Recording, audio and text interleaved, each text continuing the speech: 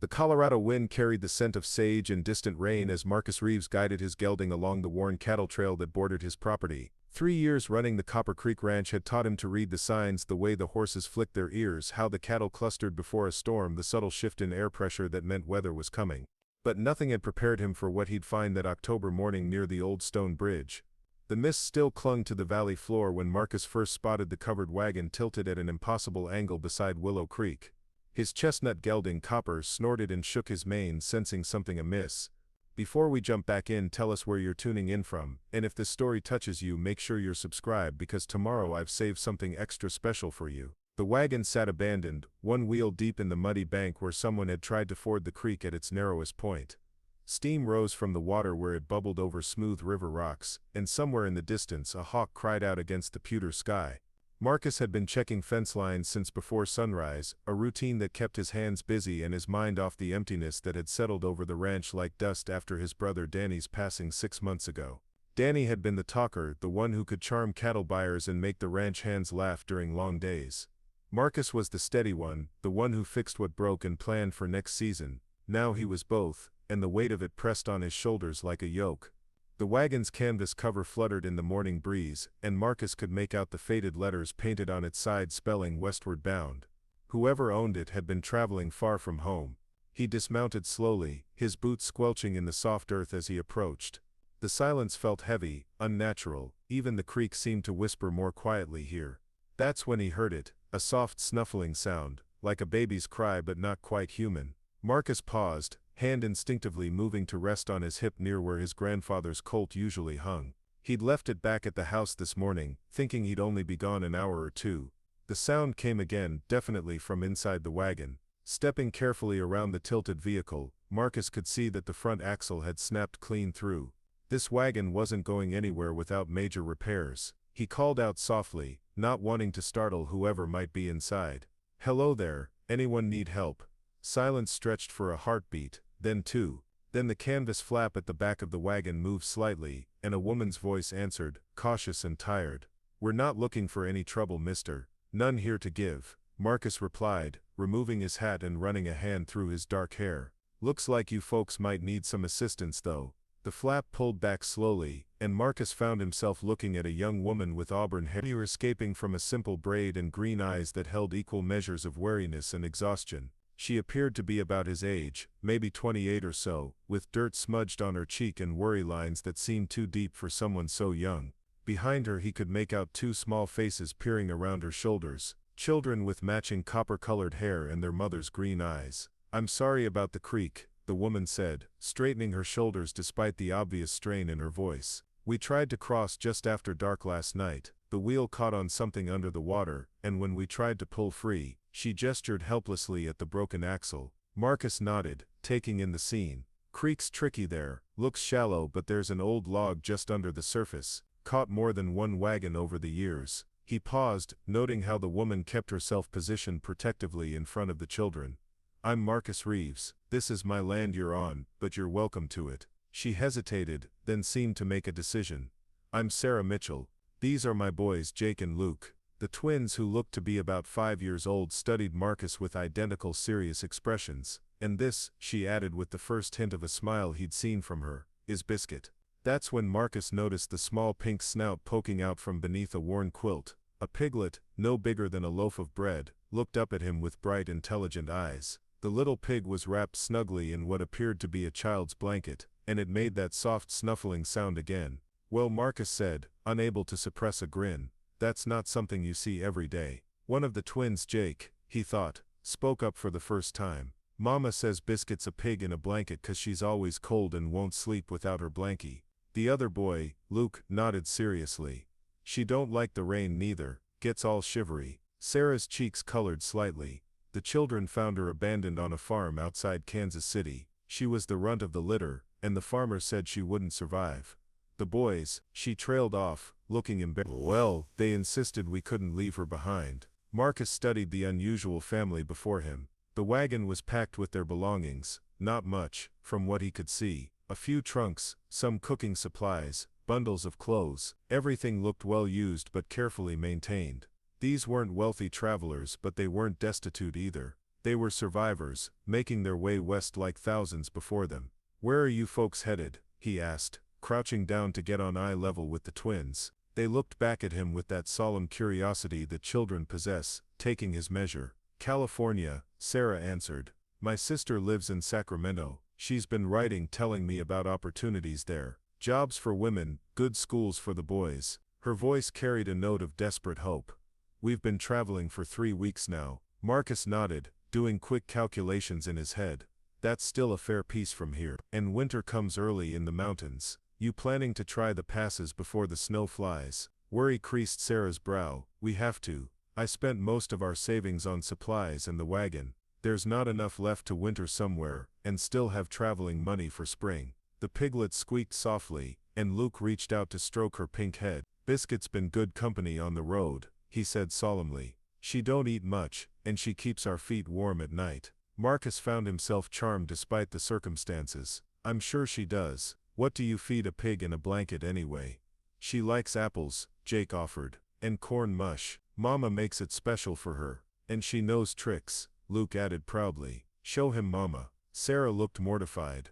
"Boys, I don't think Mr. Reeves wants to see." "Actually, I'd be honored," Marcus interrupted gently. Something about this family had captured his attention completely. Maybe it was the way the boys spoke in those serious grown-up voices, or how fiercely protective Sarah was of her children, or simply the absurdity of a pet pig wrapped in a blanket. Whatever it was, he found himself genuinely curious. Sarah sighed, then whistled softly. The piglet's ears perked up immediately. "Biscuit, sit," she commanded gently. The little pig sat back on her haunches, looking remarkably like a tiny dog. "Now shake hands." To Marcus's amazement, Biscuit lifted one small hoof and held it out. He reached forward, and solemnly shook it, earning delighted giggles from the twins. "That's remarkable," he said, meaning it. "How long did it take to teach her that?" "She's awful smart," Jake said proudly. "Smarter than most dogs, Mama says." "Pigs are intelligent animals," Sarah confirmed, looking more relaxed now.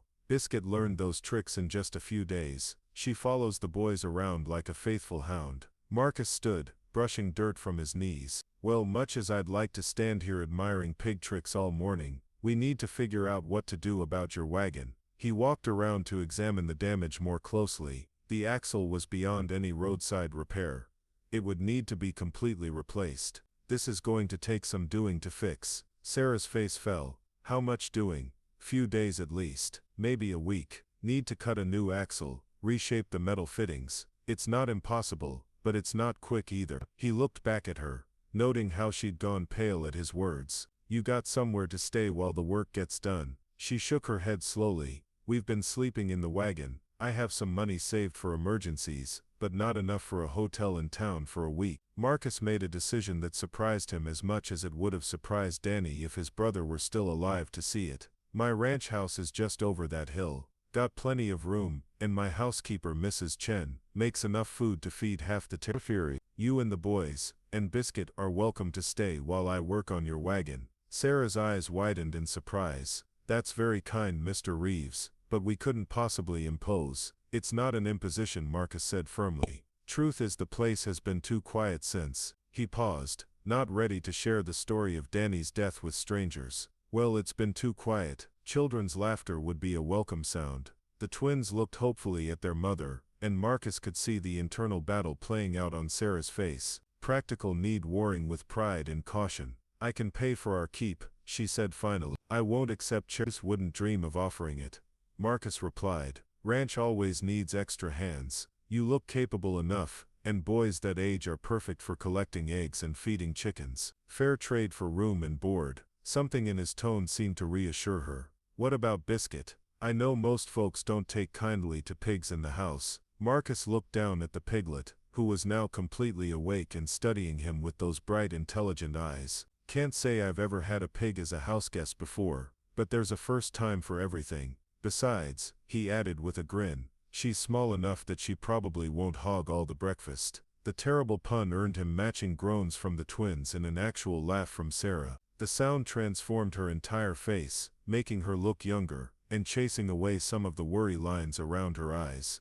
"Well," she said, "when you put it that way, how can we refuse?" It took nearly an hour to unhitch the horse that had been pulling the wagon. a sturdy mare named Belle, and transfer the family's belongings to Marcus's horse, and the wagon bed that could still be salvaged. Biscuit rode contentedly in her blanket, carried by turns between the two boys who seemed to take their pig-tending duties very seriously. The ranch house came into view as they crested the hill, and Marcus felt a familiar surge of pride at the sight. Danny had always teased him about his attention to detail, but Marcus believed a ranch should look prosperous and well-maintained. The two-story house was painted white with green shutters, surrounded by a garden that Mrs. Chen tended with the same precision she brought to her cooking. A wide porch wrapped around three sides, perfect for watching sunsets over the valley. The barn was painted the traditional red, its doors standing open to reveal the shadowy interior, where his horses nickered softly at their approach. Beyond the barn, corrals and outbuildings formed a neat pattern across the landscape,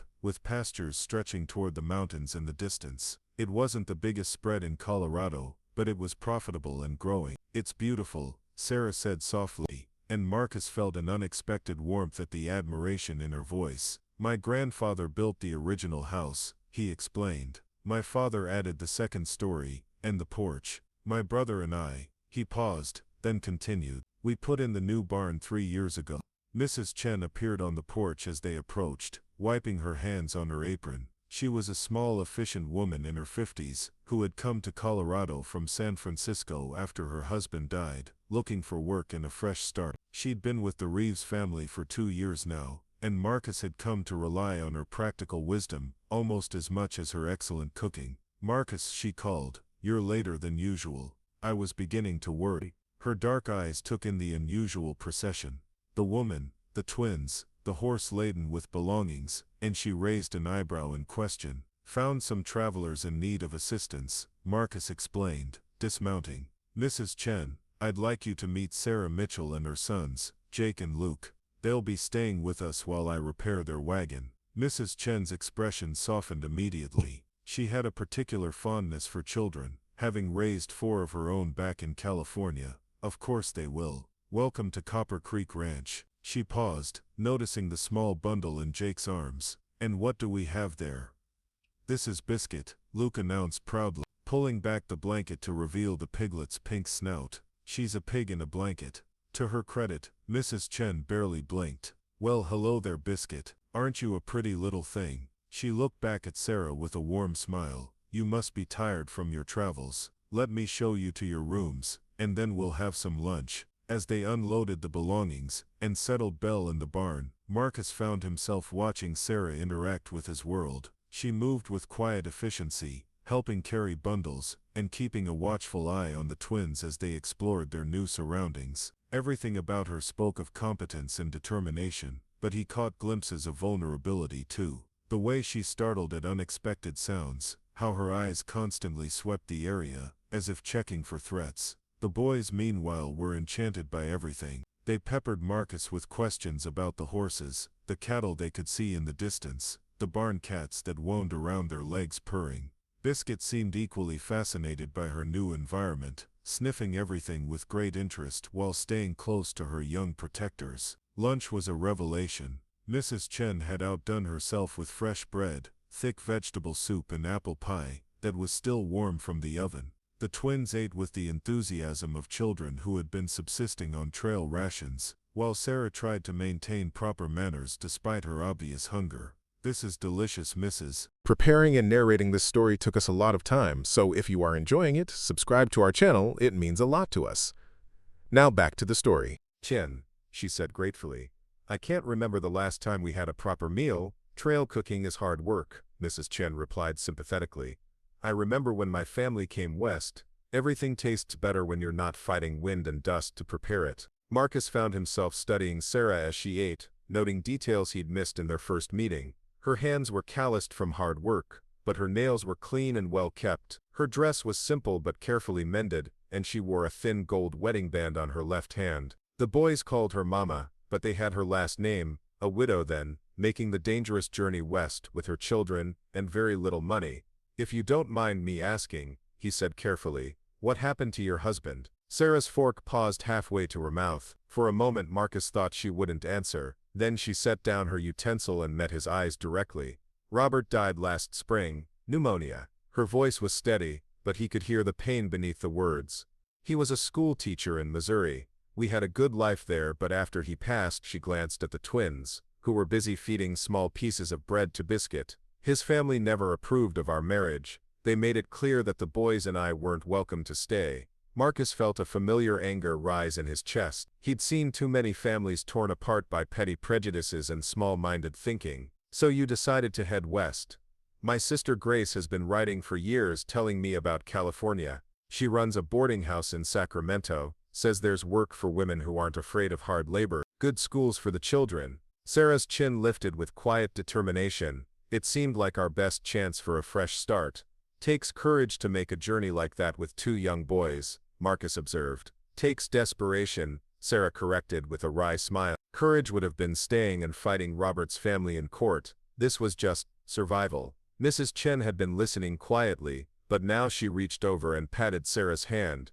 Sometimes survival and courage look exactly the same from the outside. The afternoon passed quickly as Marcus showed the family around the ranch. The twins were fascinated by everything: the chickens in their coop, the milk cows in the near pasture, the horses that came to the fence when called. Biscuit trotted along beside them, investigating this new world with obvious delight. She's really taken to ranch life, Marcus observed, watching the piglet nose around in the dirt near the chicken coop. Biscuit adapts quickly, Sarah replied.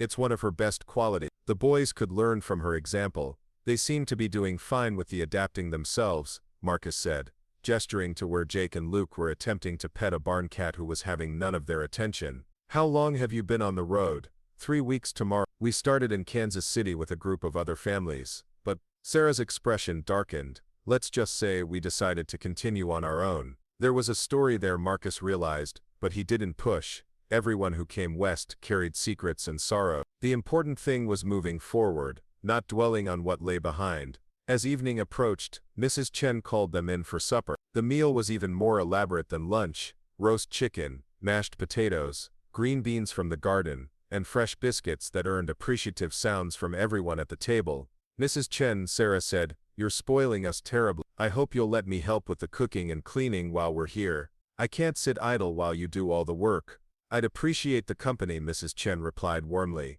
"It gets lonely in that kitchen sometimes, and it's been too long since I had another woman to talk to." The twins were drooping over their plates by the time the meal ended, the excitement of the day finally catching up with them. Sarah noticed their fatigue and began gathering them for bed. "Come on, boys. Time to get Biscuit settled for the night too. Where should she sleep?" Luke asked, holding the piglet protectively. "She gets scared in new places." Marcus considered this seriously. "Well, I suppose she could stay in your room for tonight, just until she gets used to the place."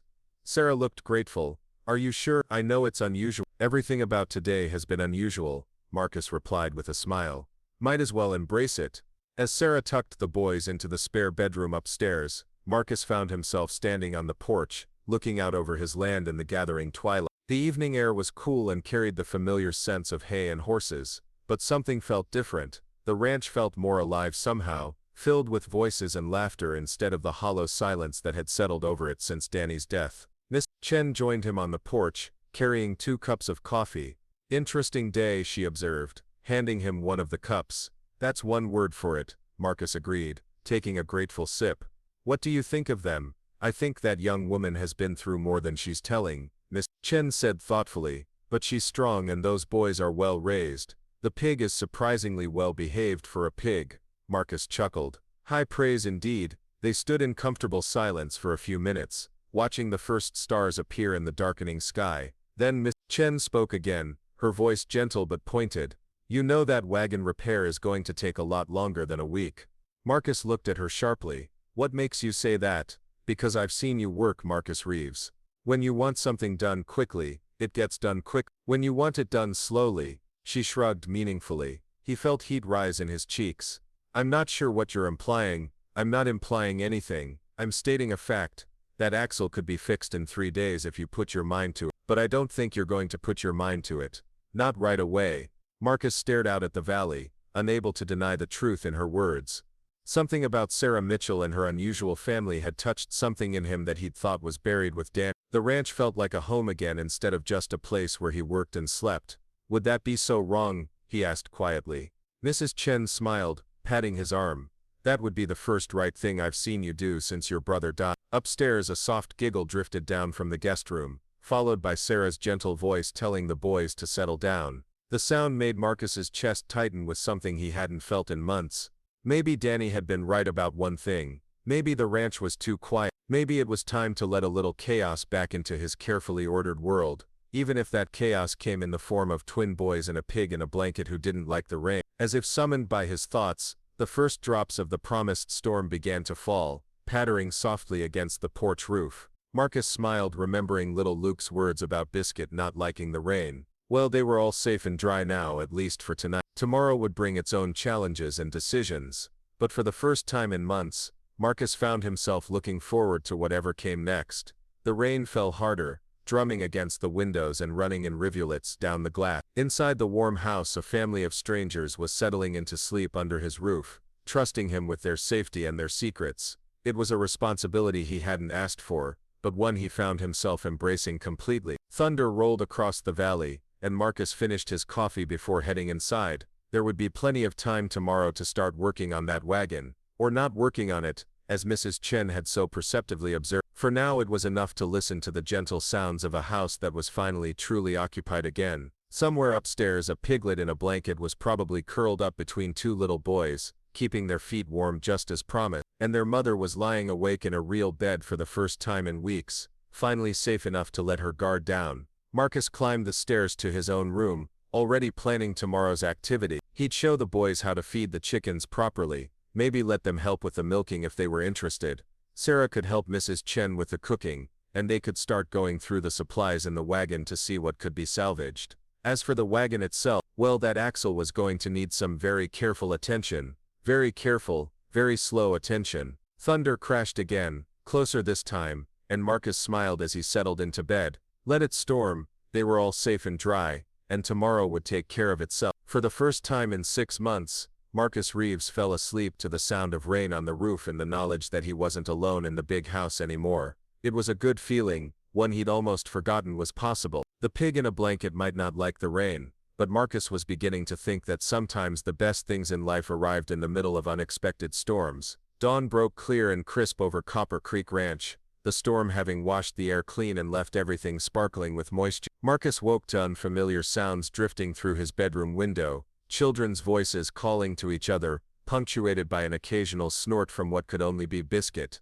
He smiled despite himself, realizing he'd slept better than he had in months. Dressing quickly in his work clothes, Marcus made his way downstairs to find the kitchen already alive with activity. Mrs. Chen was at the stove preparing breakfast while Sarah stood at the sink washing dishes from the night before. The twins sat at the large oak table, taking turns feeding pieces of toast to Biscuit, who sat primly in a wooden crate that someone had lined with blankets. "Good morning," Sarah said, turning from the sink with a smile that seemed brighter than it had the day before. "I hope you don't mind. I couldn't sleep late knowing Mrs. Chen was working alone. I told her she didn't need to help," Mrs. Chen called from the stove, "but she's more stubborn than a mule. Takes one to know one," Sarah replied with mock severity, earning a chuckle from the older woman. Marcus poured himself coffee from the pot, noting how natural Sarah looked in his kitchen. She'd rolled up her sleeves and tied an apron around her waist, moving with the easy efficiency of someone accustomed to hard work. Her auburn hair was twisted up in a practical bun,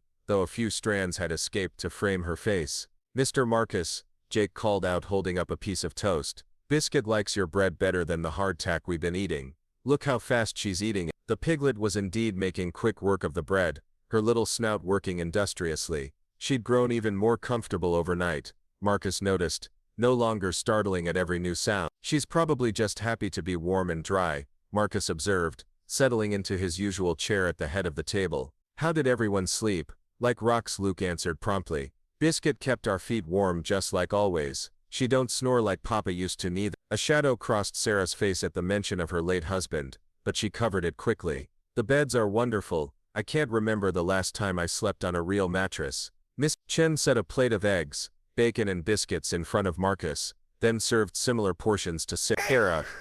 "Eat up, we've got a full day ahead of us." "Speaking of which," Marcus said, cutting into his eggs, "I thought I'd start taking a look at that wagon after breakfast. See exactly what we're dealing with." Sarah nodded, though he caught a flicker of something in her eyes, worry perhaps, or resignation. "Of course, the sooner it's fixed, the sooner we can be on our way. No rush, Marcus said quickly, perhaps too quickly judging by the knowing look Miss Chen shot him. These things take time to do properly, better to do it right than to have it break down again 50 miles down the road. After breakfast, Marcus led the family back to where the damaged wagon sat by the creek. In the clear morning light, the extent of the damage was even more obvious. The front axle was completely shattered, and one of the wheels had warped from the stress. Several boards in the wagon bed had split, and the canvas cover had torn in 2 places. It's worse than I thought, Sarah said quietly, her face pale as she surveyed the wreckage. It looks worse than it is, Marcus assured her, though privately he had to admit the repairs would be extensive.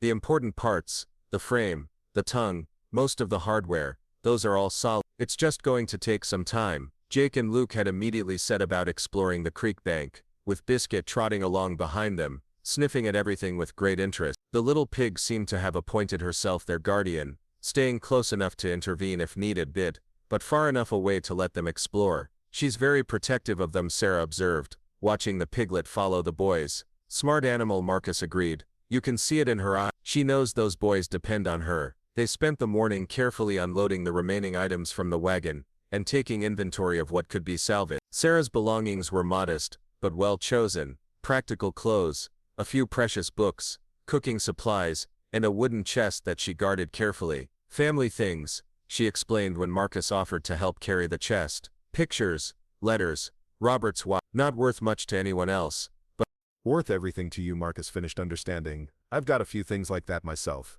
As they worked, Marcus found himself stealing glances at Sarah. She moved with quiet grace, never complaining about the heavy lifting or the muddy conditions.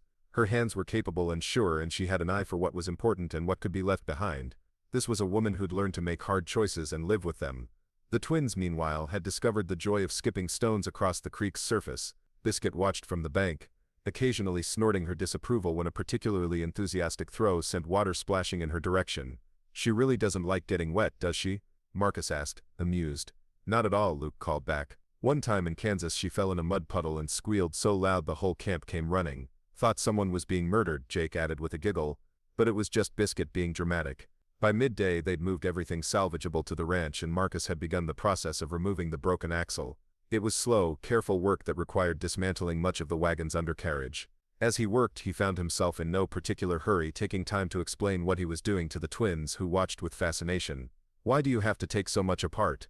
Jake asked, handing Marcus a wrench. Because everything's connected, Marcus explained. You can't fix one part without affecting all the others. It's like, he paused, searching for an analogy they'd understand. It's like when your mama braids your hair. If one strand breaks, you have to undo the whole braid to fix it properly. Mama's hair is real pretty when she braids it, Luke said solemnly. She used to braid it every morning for Papa.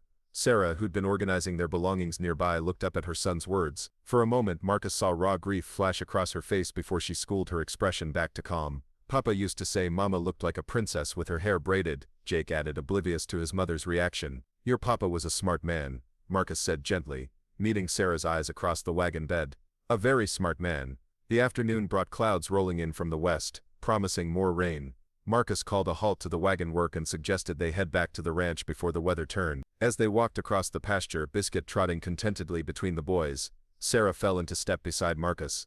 You're very patient with them, she said quietly. Most men would find their questions annoying. Most men don't remember what it's like to be curious about everything, Marcus replied. I do. My brother Danny and I used to drive our father half crazy with our questions when we were their age. Your brother, Sarah said carefully. Mrs. Chen mentioned that he passed recently. I'm sorry for your loss. Marcus nodded, feeling the familiar tightness in his chest. 6 months ago, heart attack. He was only 35. He paused, then added, Danny was the one who was good with children. I'm just trying to remember what he would have done. You're doing fine, Sarah assured him. Better than fine. The boys haven't talked this much about anything since. She didn't finish the sentence, but she didn't need to. That evening, as rain began to patter against the windows, the family gathered in the ranch house's comfortable sitting room. Mrs. Chen had built a fire in the stone fireplace, and the room glowed with warm, flickering light. The twins sat on the braided rug, playing with a set of wooden blocks that Marcus had found in the attic, toys he and Danny had played with as children. Sarah had settled into one of the leather armchairs with a book, though Marcus noticed she spent more time watching her sons than reading. Biscuit lay curled up in her blanket near the fire, occasionally opening one eye to check on her charges before drifting back to sleep. She's got the right idea, Marcus observed, settling into the chair across from Sarah with his own book, a treatise on cattle breeding that he'd been meaning to read for months. Pigs are very intelligent, Sarah said, setting her book aside. Robert used to say they were smarter than most of the people he taught. What did he teach? Marcus asked, genuinely curious. Literature and composition at the Teachers' College in Jefferson City. He loved words, loved helping people find their voices. Sarah's smile was soft with memory. He would have enjoyed watching the boys learn about ranch life. He always said education came in many forms.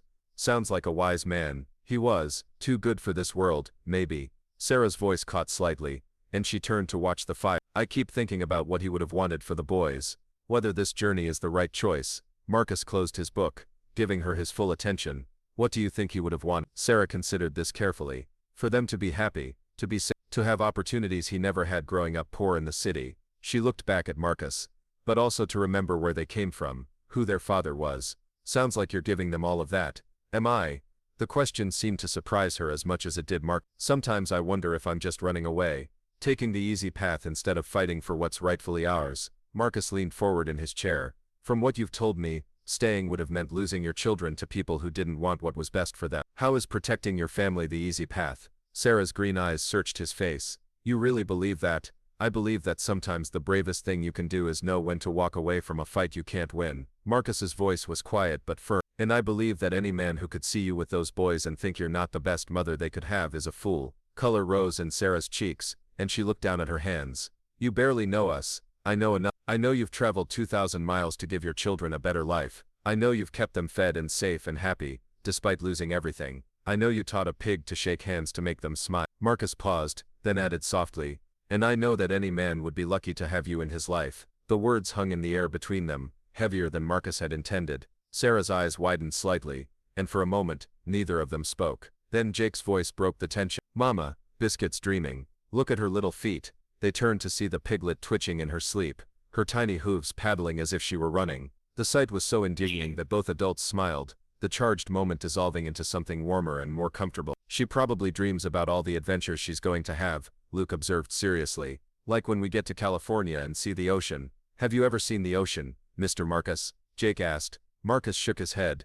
Never been that far. Furthest I've traveled is Denver, and that was only twice. Mama says the ocean is bigger than anything we can imagine, Luke said. Bigger than all the land from here to Missouri. That is big, Marcus agreed. What do you boys want to do when you get to California? The twins exchanged glances, and Marcus sensed an important conversation. Jake spoke first. Mama says we can go to school there, a real school with books and everything. And Aunt Grace says there's horses in California too, Luke added. Maybe we could learn to ride properly. You boys interested in learning to ride? Marcus asked. I've got some gentle horses that would be perfect for beginners. Their faces lit up with excitement, but then Jake's expression grew uncertain. But we might not be here long enough to learn properly. Marcus looked at Sarah, who was watching her sons with a mixture of hope and worry. Well, he said carefully, learning to ride is something you can do anywhere there are horses, and there are definitely horses in California. Over the next several days, a routine developed at Copper Creek Ranch. Mornings began with breakfast in the warm kitchen, followed by Marcus working on the wagon while Sarah helped Mrs. Chen with household tasks. The twins divided their time between helping with simple chores and exploring their new environment,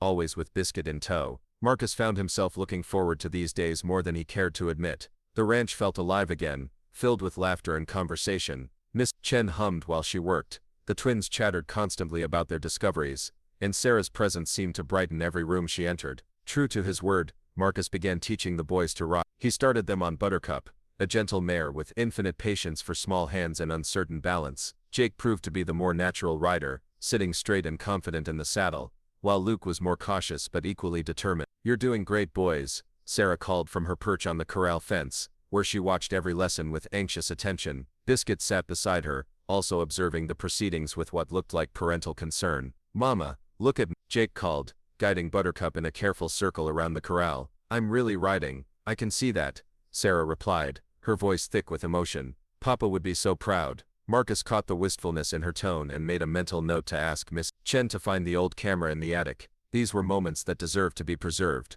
memories the boys would treasure long after they reached California. As the days passed, Marcus found himself slowing the wagon repairs even more than Mrs. Chen had predicted. There was always something else that needed attention, a board that could use reinforcing, hardware that should be replaced, details that weren't strictly necessary, but would make the wagon safer and more comfortable for the long journey ahead. Sarah seemed to sense what he was doing but didn't call him on it. Instead, she threw herself into ranch life with enthusiasm that surprised everyone, including herself. She proved to be an excellent cook, a patient teacher when showing the boys how to properly care for the chickens, and a willing hand with any task that needed doing. "You know," Miss Chen observed one afternoon as they watched Sarah hanging laundry on the line while the twins played nearby, "she fits here." Marcus didn't trust himself to respond. He'd been thinking the same thing, but hearing it said out loud made it feel too real, too dangerous to hope for. The breakthrough came on a Thursday morning, when Marcus was working on replacing the wagon's warped wheel. He'd been at it for over an hour, trying to true the rim, when Sarah appeared beside him with a cup of coffee and a concerned expression. "Is it not fixable?" she asked, studying the stubborn wheel. "It's fixable,"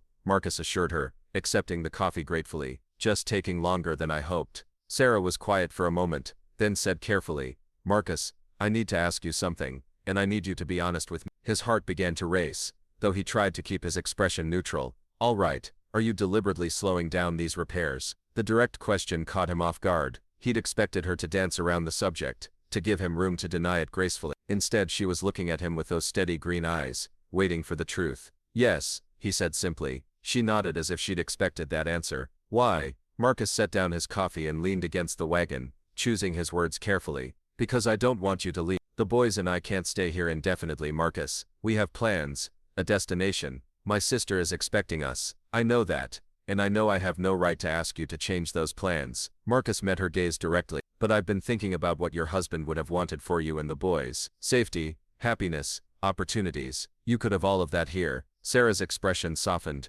but her voice remained firm. "What are you saying?" "I'm saying that Copper Creek Ranch needs a that I need a family." The words came out in a rush, as if he'd been holding them back for days. "I'm saying that those boys need a father figure, and you need someone who sees how remarkable you are. I'm saying that maybe that broken wagon brought you exactly where you were supposed to be." Tears gathered in Sarah's eyes, but she didn't look away. "Marcus, I know it's sudden. I know we barely know each other, but I also know that I haven't felt this alive since Danny died. That watching you with the boys, seeing you laugh with Miss Chen, having you here in the evenings by the fire, it's shown me what I've been missing." "And what's that?" "A purpose beyond just keeping the ranch running. A reason to build something instead of just maintaining it." Marcus took a step closer, his voice dropping to barely above a whisper. "Love." The word hung between them like a bridge. Neither was quite ready to cross. Sarah's hand went to her throat, where Marcus could see her pulse fluttering rapidly. "I loved Robert," she said quietly. "I know you did, and he was lucky to have that love."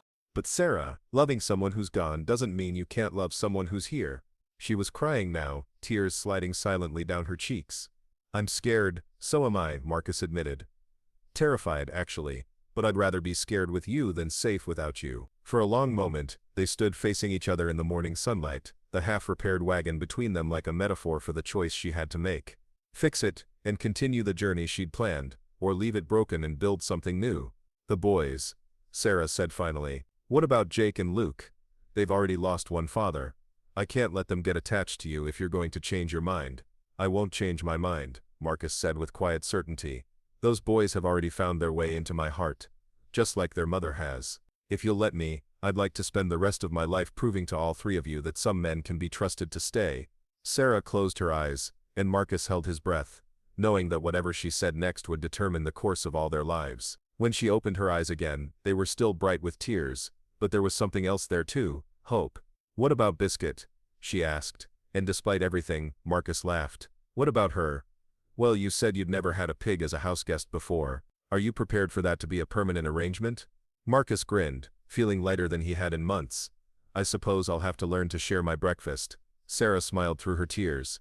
"She doesn't actually eat that much. Good thing, because I have a feeling she's going to hog all the attention anyway." This time Sarah laughed, the sound bright and free. "That was terrible. I've got plenty more where that came from." "Is that a promise or a threat?" "With me it's usually hard to tell the difference." They stood smiling at each other, the tension of the past few minutes dissolving into something warm and full of possibility. Then, from somewhere behind them, came the sound of running feet and excited voices. "Mama, Mr. Marcus," Jake called as he and Luke raced toward them, Biscuit trotting along behind. "Come quick, you gotta see what Biscuit did." "What now?" Sarah asked, wiping her eyes quickly. "She opened the chicken coop door all by herself," Luke announced breathlessly. She's smarter than we thought. Marcus and Sarah exchanged glances, then hurried toward the chicken coop to assess whatever damage their resident pig in a blanket had managed to cause. As they walked, Marcus caught Sarah's hand in his, and she didn't pull away. Behind them, the broken wagon sat forgotten in the morning sun, its repairs suddenly much less urgent than they had been an hour before. After all, there was no point in fixing something that was never going to be used for its original purpose. Some journeys, Marcus reflected, were meant to end exactly where they began, with a family, a home, and the promise of all the tomorrows yet to come. The chicken coop catastrophe turned out to be less dramatic than the twins had made it sound. Biscuit had indeed figured out how to nose open the simple latch, but rather than causing chaos, she'd apparently appointed herself chief egg inspector. Marcus and Sarah found her sitting primly in the middle of the coop, surrounded by curious hens who seemed more intrigued than alarmed by their porcine visitor. "Well, I'll be," Marcus said, crouching down to examine the latch. "She really did open this herself. That's no accident." "Biscuit's real smart," Jake said proudly. "Mama says she's got more sense than most people." "Your mama might be right about that," Marcus replied, carefully shooing the piglet back toward the boys. "But we probably shouldn't let her make a habit of visiting the ladies without permission." As they secured the coop with a more pig-proof latch, Marcus became aware of Mrs. Chen standing on the kitchen porch, watching them with an expression he couldn't quite read. When their eyes met, she nodded once, as if something had been settled, then disappeared back into the house. The rest of the day passed in a blur of activity. Word had somehow reached town about the family staying at Copper Creek Ranch, and by afternoon, neighbors began arriving to welcome the newcomers. First came Doc Peterson and his wife Martha, followed by the Hendersons from the neighboring spread, and finally old Pete Kowalski, who ran the general store and served as the unofficial mayor of their small community. Sarah handled the attention with grace, though Marcus could see the strain around her eyes. She wasn't used to being the center of curiosity, and some of the questions veered uncomfortably close to prying. Chen, bless her, seemed to sense Sarah's discomfort and kept redirecting conversations toward safer topics like recipes and the approaching winter weather. "Fine-looking boys you have there," Doc Peterson observed, watching Jake and Luke demonstrate Biscuit's tricks for Martha Henderson. "Healthy and well-mannered. You've done good work raising them." "Thank you," Sarah replied, her voice carrying a note of protective pride. "They're good children. And that pig," Martha added with a laugh, "never seen anything like it. Smart as a whip, isn't she?" "Smarter than some folks give her credit for," Sarah agreed, relaxing slightly as the conversation moved to safer ground. Marcus found himself studying the interactions carefully, noting how easily Sarah connected with the women, while remaining politely distant from the men. She'd learned to be cautious, he realized, probably through bitter experience with her late husband's family. Trust would have to be earned, not assumed. As evening approached and the neighbors began to depart, Marcus overheard Martha Henderson speaking quietly to her husband near their wagon. "She's perfect for him, Bill."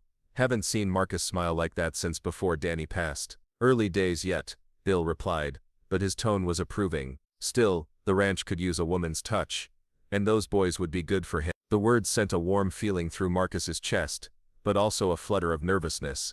The community's approval mattered, especially in a place where neighbors relied on each other through harsh winters and difficult times. But it also meant their relationship, whatever it was becoming, would be under scrutiny. That evening, after the twins had been tucked into bed with Biscuit curled between them, Marcus found Sarah on the front porch, wrapped in one of Mrs. Chen's shawls against the cooling air. She was staring out at the mountains, their peaks barely visible in the gathering dusk. "Penny for your thoughts," Marcus said, settling into the chair beside her. "Just thinking about how different this all is from what I expected when we left Missouri," Sarah replied. "I thought I had everything planned out.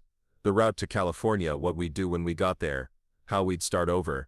She paused, pulling the shawl tighter around her shoulders. "I never considered that we might not make it that far." Having second thought, Sarah turned to look at him, her green eyes serious in the lamplight spilling from the house windows. "About staying here, you mean?" Marcus nodded, suddenly afraid of her answer. "Yes and no," she said honestly. "The practical part of me says this is crazy. We've known each other for less than 2 weeks.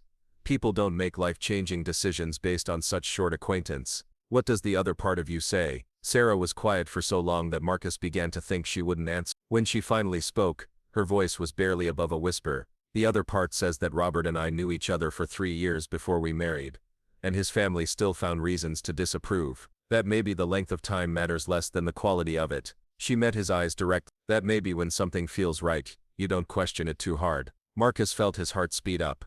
"And does this feel right?" "Terrifyingly right," Sarah admitted. which scares me more than anything. They sat in comfortable silence for a while, listening to the evening sounds of the ranch settling down for the night, cattle lowing softly in the distance, horses nickering in the barn, the gentle creak of the porch boards beneath their rocking chairs. "Can I ask you something?" Sarah said eventually. "Anything. What happened to your brother? Really? I mean, Mrs. Chen mentioned it was his heart, but there's something else, isn't there?" Marcus sighed, running a hand through his hair. He'd known this conversation would come eventually, but that didn't make it easy. Danny was different from me. More outgoing, took risks I never would. He loved this ranch, but he also loved adventure. Last spring, he got it into his head to try his hand at bronc riding at the rodeo in Denver. Marcus's voice grew tight with old pain. "I told him he was too old for such foolishness, but Danny never listened to advice he didn't want to hear." Sarah waited patiently, sensing there was more. "He was thrown on his second ride. Hit the ground hard, seemed fine at first, even laughed about it, said he'd stick to gentle horses from then on. But that night, back at the hotel," Marcus swallowed hard. His heart just stopped. "Doc said the impact must have caused some kind of damage we couldn't see." "Oh, Marcus," Sarah breathed, reaching out to touch his hand. "I'm so sorry. The worst part is, I spent his last day being angry with him for taking a stupid risk. We barely spoke during the drive to Denver, and the last thing I said to him was 'I told you so' when he got thrown." Marcus's voice cracked slightly. "I'd give anything to take those words back." Sarah's fingers tightened around his. "He knew you loved him. Brothers always know, even when they're fighting." "I hope so, but it taught me something important about taking chances when they matter." Marcus turned his hand over, palm up, so their fingers could intertwine properly. "Life's too short to waste time on fear and regrets. Is that what this is? Taking a chance? The biggest one I've ever taken," Marcus admitted. "But also the most important." Sarah nodded slowly, as if coming to some internal decision. "Marcus, I need to tell you something about why we really left Missouri. It wasn't just Robert's family disapproving of me." Marcus waited, prepared for whatever revelation was coming. "Robert's brother Thomas tried to force himself on me. 3 weeks after the funeral." Sarah's voice was steady, but Marcus could see the cost of the admission in her rigid posture. "When I fought him off, and threatened to tell people what he'd done, he said no one would believe me, that a grieving widow was obviously unbalanced, making up stories to avoid facing reality." Rage flared hot in Marcus's chest, but he kept his voice calm. "What did you do?" "I started packing that very night, took only what we could carry, and left before dawn." Thomas had been talking about petitioning for custody of the boys, saying I was an unfit mother. I couldn't risk staying and fighting him in court. Not when he had money and influence on his side. Marcus brought their joined hands to his lips, pressing a gentle kiss to her knuckles. "You did the right thing. The only thing." "Did I? Sometimes I wonder if I was just a coward, running instead of standing my ground." "You were protecting your children from a man who'd already shown what he was capable of." "That's not cowardice, Sarah. That's courage." Tears glittered in her eyes, but she didn't let them fall. "I've never told anyone the whole truth before. Not even Mrs. Chen." "Your secrets are safe with me," Marcus promised. "All of them. Even the one about me falling in love with a Colorado rancher after knowing him for less than 2 weeks." Marcus's breath caught, especially that one. This time, when he leaned toward her, she met him half. Their kiss was soft and tentative at first, then deeper, filled with all the longing and hope they'd been carefully containing. When they finally broke apart, both were breathing hard. "We should probably talk to the boys," Sarah said, her forehead resting against him, "before we make any definite plans." "Agreed.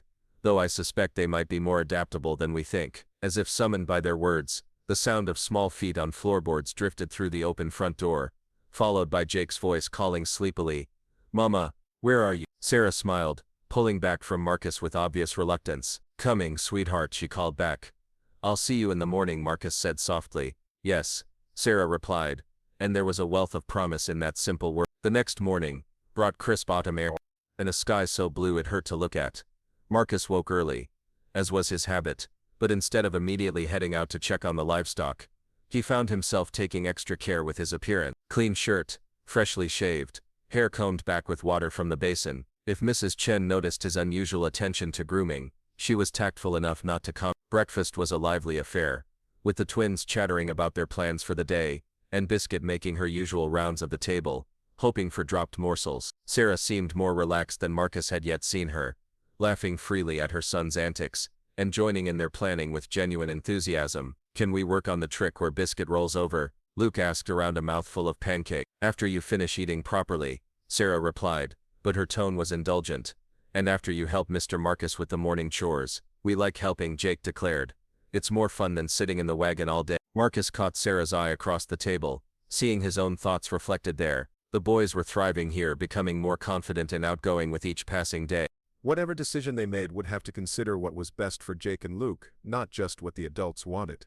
After breakfast, Marcus found himself working alongside the twins to muck out the horse stalls, a task they approached with surprising enthusiasm. Biscuit supervised from a safe distance, apparently having learned that barns were dusty, smelly places that didn't suit her refined sensibilities. "Mr. Marcus," Jake said as they worked, "are you gonna marry our mama?" The directness of the question caught Marcus off guard. He paused in his shoveling, looking down at the serious little face turned up toward him. "What makes you ask that?" "'Cause you look at her the way Papa used to look at her. And she smiles different when you're around. Like she used to smile before Papa got sick." Luke nodded agreement. "And Mrs. Chen told us last night that she thinks you and Mama would make a good match. She says you need someone to take care of you, and Mama needs someone to take care of her." Marcus set down his shovel, crouching to get on the boys' level. This was clearly a conversation that needed his full attention. "What would you boys think about that? If I did marry your mama, I mean." The twins exchanged one of their wordless twin communications before Jake answered for both of them. "We think it would be good. You're nice to us, and you make Mama happy, and you got horses and everything. Plus," Luke added practically, "if we stayed here we wouldn't have to live in the wagon anymore, and Biscuit likes it here. She's getting fat from all the good food." Marcus couldn't help but smile at their matter-of-fact assessment of the situation. "Those are all good points. But you know, if your mama and I got married, that would make me your stepfather. That's a big change. Would you want to be our papa?" Jake asked, his green eyes serious. The question hit Marcus harder than he'd expected. The responsibility of it, the trust these boys were willing to place in him, felt both humbling and terrifying. "I would be honored to be your papa," he said quietly, "if that's what you wanted to." Both boys nodded solemnly, as if sealing an important pact. Then Luke grinned, his serious expression dissolving into pure childish excitement. "Can we still call you Mr. Marcus? Or should we call you Papa now? How about we see what your mama says first?" Marcus suggested. "This is her decision too, you know."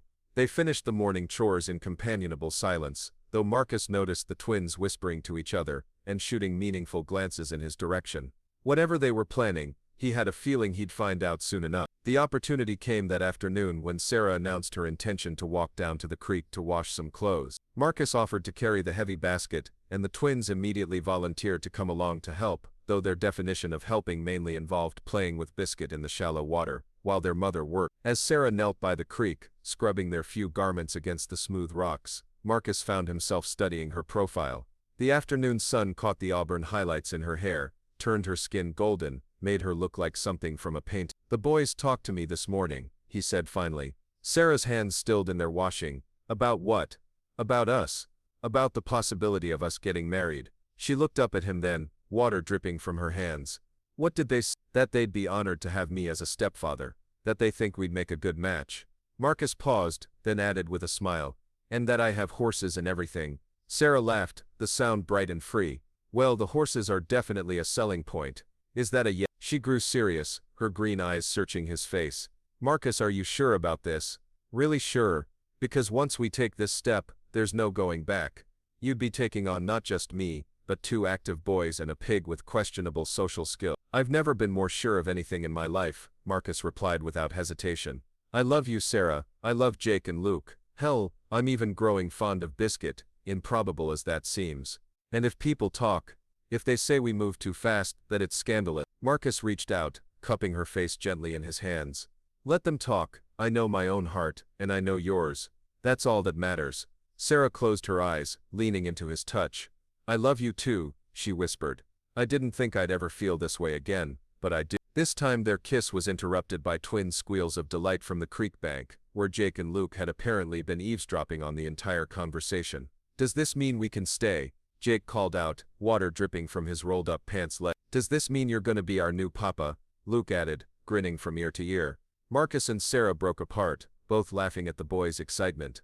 "Yes and yes," Sarah called back. "But only if you promise to be good." The twins' whoops of joy sent every bird in the surrounding trees into flight, and even Biscuit seemed to catch their excitement, running in circles and squealing her own piggy version of celebration. "I suppose we should head back and tell Mrs. Chen," Sarah said, gathering up the wet laundry. "She'll want to start planning a wedding." About that, Marcus said, suddenly nervous. How do you feel about a simple ceremony? Nothing fancy, just family and close friends. Perfect, Sarah replied, rising to her feet. I had all the fancy wedding I needed the first time. This time, I just want to marry the man I love. As they walked back toward the ranch house, the twins running ahead with Biscuit trotting behind them, Marcus felt a contentment settle over him that he'd never experienced before. This was what happiness felt like, he realized. Not the temporary satisfaction of a job well done or a good day's work, but the deep abiding joy of knowing you were exactly where you belonged, with exactly the right people. The broken wagon still sat by the creek, forgotten and unnecessary now. Sometimes, Marcus reflected, the best journeys were the ones that never reached their intended destination. Sometimes you found something better along the way. Miss Chen was waiting for them on the porch when they returned, her knowing smile suggesting she'd already figured out what had transpired down by the creek. About time, she said simply, as if their engagement had been a foregone conclusion. I'll start making plans for the wedding, and Marcus, you'll need to ride into town tomorrow to see about getting the proper papers. Yes, ma'am, Marcus replied, grinning at her take-charge attitude. And Sarah will need to see about getting you a proper dress. Can't have you married in traveling clothes. Miss Chen, Sarah protested, you don't need to go to all that trouble. Nonsense, a woman only gets married once. She paused, then corrected herself with characteristic tact. A woman only gets married to the right man once. It should be done proper. As the family settled into the evening routine that had become so precious to Marcus, he found himself looking forward to all the evenings yet to come. Tomorrow would bring its own challenges and responsibilities, but tonight his family was safe under his roof, and Biscuit the pig was keeping everyone's feet warm just as promised. Some stories, Marcus thought as he climbed the stairs to his room, had the most unlikely beginnings but the most perfect endings. A broken wagon, twin boys, and a pig in a blanket had brought him everything he'd never known he wanted. And if that wasn't worth celebrating, he didn't know what was. 3 weeks later, the Copper Creek Ranch buzzed with activity as neighbors arrived for the wedding celebration. Marcus adjusted his string tie for the dozenth time, watching from the window as Doc Peterson helped his wife Martha down from their wagon. The Hendersons were already setting up tables in the yard, and old Pete Kowalski was directing the placement of chairs with military precision. You're fidgeting like a schoolboy, Mrs. Chen observed, bustling into the room with Marcus's best jacket freshly pressed. Sarah's not going to change her mind now. I know that, Marcus replied, but his hands betrayed him by smoothing down his hair again. It's just, this is really happening. About time too, Mrs. Chen muttered, helping him into the jacket. That woman's been the best thing to happen to this ranch since your grandfather first broke ground. Through the window, Marcus spotted Jake and Luke, racing around the yard in their new Sunday clothes, with Biscuit trotting behind them wearing a small blue ribbon around her neck. The piglet had grown noticeably plumper during their stay, her pink skin now glossy with health. The boys look happy, Marcus observed. They should. Haven't stopped grinning since you proposed. Mrs. Chen stepped back to inspect her handiwork.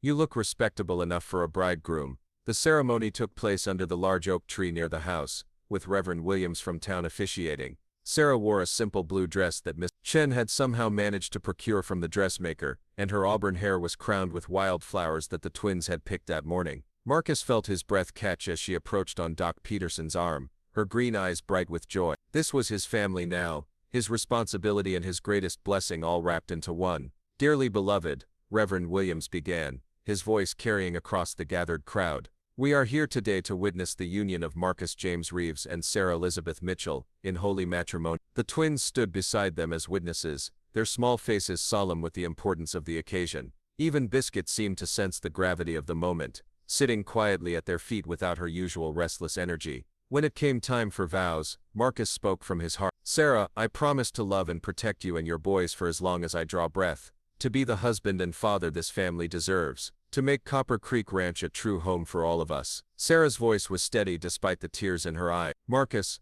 I promise to stand beside you through whatever comes, to love you with all my heart and help you build the life we've both been searching for, to make this ranch ring with laughter and love. By the power vested in me, Reverend Williams declared, I now pronounce you husband and wife. Marcus, you may kiss your bride. The kiss was brief and sweet, but it sealed a promise that would last a lifetime. As they turned to face their guests, the twins whooped with excitement, and even Biscuit managed a celebratory squeal that sent ripples of laughter through the crowd. The wedding feast that followed was everything Mrs. Chen had promised and more. Tables groaned under the weight of roasted chicken, fresh bread, vegetables from the garden, and 3 different kinds of pie. The celebration lasted well into the evening, with neighbors sharing stories and offering their congratulations to the new family. "Never seen Marcus look so content," Bill Henderson remarked to his wife as they watched the groom teaching the twins a simple dance step. "Good for him," Martha replied. "That ranch was too quiet after Danny passed. Now listen to it, full of life again." As the evening wound down and guests began to depart,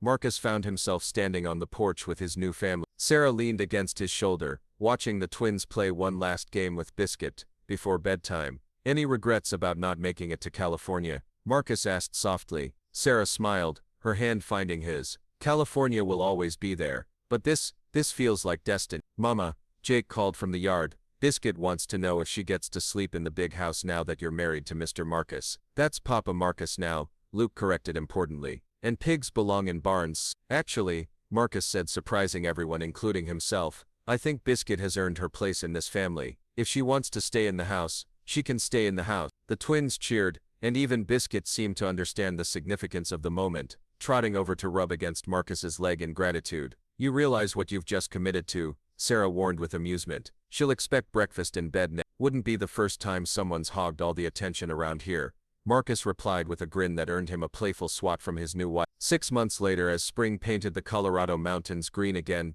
Marcus stood in the same spot where he'd first discovered the broken wagon. The creek bubbled merrily over the rocks, and wildflowers dotted the meadow beyond. The wagon itself had long since been dismantled, its useful parts incorporated into ranch repairs and improvements. "Papa," Jake's voice carried across the field as he and Luke raced toward him on their horses, now confident riders who could handle their mounts with skill that would have made their grandfather proud. Sarah followed at a more sedate pace, her growing belly evidence of the new life they were creating together. Biscuit trotted beside her horse, still refusing to venture too far from her adopted family, but no longer needing her blanket in the warmer weather. "Find anything interesting?" Sarah asked as she reached Marcus's side. "Just thinking about that morning last October when I found a broken wagon and thought my biggest problem was going to be fixing an axle." Sarah laughed, the sound as bright and warming as it had been on their wedding day. "Instead you got 2 boys, a pig, and a wife with strong opinions about everything." "Best trade I ever made," Marcus replied, helping her down from her horse and pulling her close. "Though I have to admit, I never expected to become a pig farmer." "Biscuit prefers the title ranch mascot," Sarah corrected with mock seriousness. As if summoned by her name, the pig in question looked up from her investigation of a particularly interesting patch of clover and snorted what sounded remarkably like agreement. The twins had dismounted, and were now exploring the creek bank where their adventure had begun, pointing out landmarks and telling each other embellished versions of their arrival story. Their laughter echoed across the water, a sound that never failed to fill Marcus with contentment. "No regret?" He asked Sarah the same question he'd posed on their wedding night. "Only that we didn't find you sooner," she replied, rising on her toes to kiss him soundly. As they headed back toward the ranch house for dinner, Biscuit trotting importantly at the head of their little procession, Marcus reflected on the strange turns life could take. A broken axle had become the foundation of the strongest family bond he'd ever known. 2 motherless boys had found a father, a widowed woman had found love again, and a lonely rancher had discovered that home wasn't a place but the people who filled it with joy. Some stories began with once upon a time, but the best ones started with a morning when everything changed. And sometimes, if you were very lucky, those stories never really ended at all. Up next, you've got 2 more standout stories right on your screen. If this one hit the mark, you won't want to pass these up. Just click and check them out.